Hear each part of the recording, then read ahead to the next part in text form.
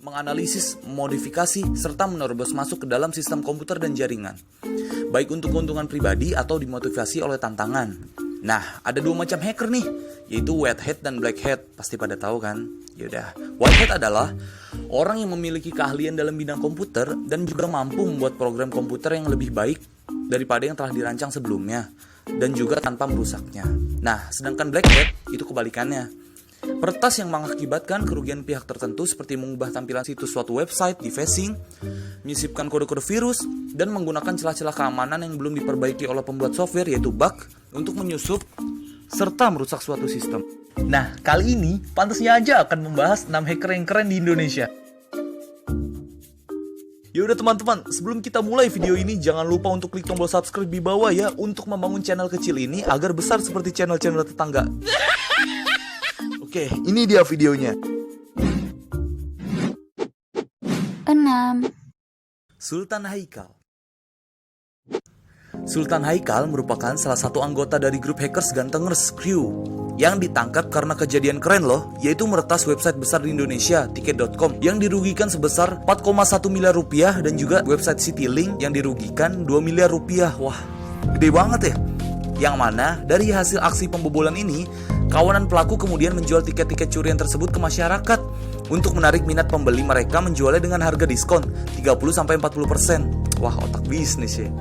Yang mendapatkan kisaran 1 miliar dari penjualan tiket tersebut. Serius, keren banget itu.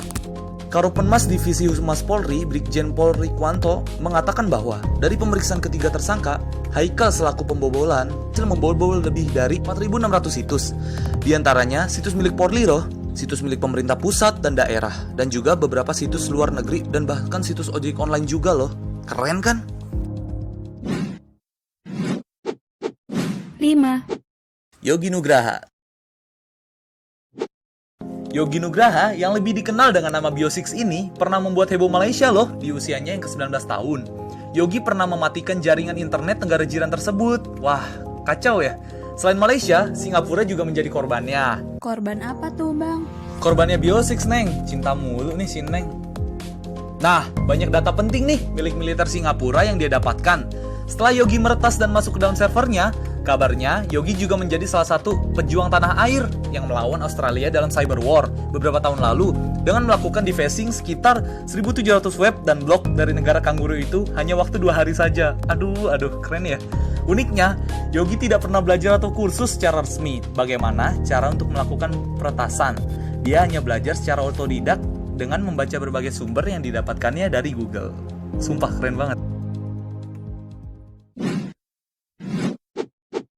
4. Dhani Firmansyah.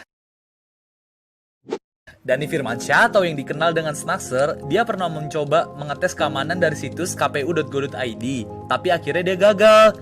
Setelah dia gagal, dia mencobanya lagi nih dengan menembus server tnp.kpu.go.id memakai metode SQL injection. Ketika sudah berada di lingkup server, Snaxer kemudian membuka tampilan nama 24 parpol peserta pemilu dan mengganti namanya menjadi nama buah-buahan. Akhirnya, aksi ini direspon cepat oleh Satuan Cybercrime Direktorat Research Khusus Kepolisian pada tanggal 24 April 2004. Dia didakwa telah melakukan pengerusakan dan masuk secara paksa ke server KPU. Awalnya, aksi Snaxer atau Dhani Firmansyah ini dianggap pernah tidak terbukti dan dia hanya mengatakan bahwa ulahnya itu hanya untuk menguji tingkat keamanan sistem KPU serta sangat kooperatif dalam penyidikan. Dia hanya dijatuhi hukuman penjara beberapa bulan saja. 3. Putra Aji Adari.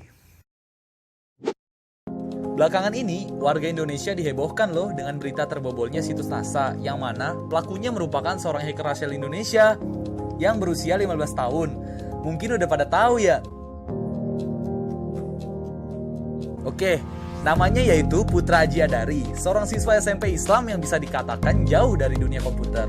Namun, Putra memiliki ketertarikan sama dunia programming nih, yang terinspirasi dari tokoh-tokoh dunia seperti Bill Gates dan Mark.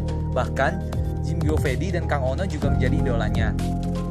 Situs pemerintah aja bisa dibobol dalam waktu 3 menit. Kalau bisa dibilang, Putra memiliki kemampuan membobol situs dan bisa mencuri data-datanya. Namun, Putra lebih memilih menjadi bug hunter, yaitu penemu kecacatan atau celah pada suatu website. Dan Sekarang Putra bercita-cita nih menjadi programmer seperti para idolanya tadi. Sukses ya untuk Putra. Jangan dihack ya channel ini. 2. Ono Widodo Purbo. Ono Widodo Purbo atau yang sering dipanggil Kang Ono ini lahir di Bandung, Jawa Barat 17 Agustus 1962 yang merupakan alumni dari ITB jurusan Teknik Elektro pada tahun 1981. Setelah dia lulus, dia melanjutkan pendidikannya di Kanada dengan beasiswa. Kang Ono pakarnya nih di bidang teknologi informasi. Selain pakar, juga dikenal sebagai penulis,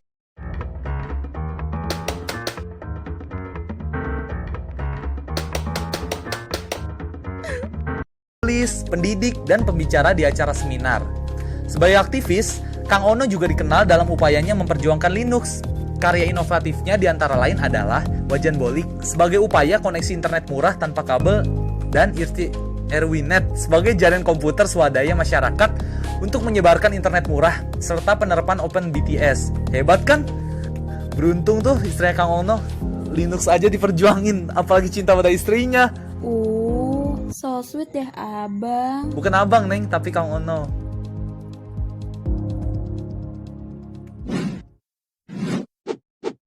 Satu. Jim Giovedi.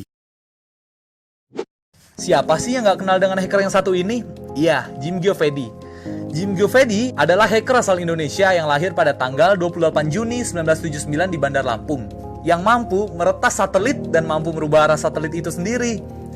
Sekarang, Jim Giovedi sudah pindah ke London dan mendirikan sebuah perusahaan jasa sistem keamanan teknologi informasi bersama temannya. Dan dia juga menangani jasa pengamanan sistem satelit, perbankan, dan telekomunikasi.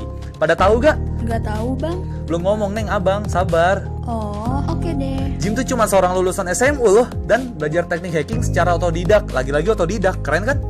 Hal ini juga pernah menjadi salah satu topik bahasan dalam Black Hat Security Conference di Washington DC beberapa tahun lalu. Namun, Jim tidak mau dianggap sebagai pakar apalagi peretas. Dia hanya mengatakan bahwa dirinya hanyalah seorang pengamat dan partisipan aktif saja. Gak sombong kan dia?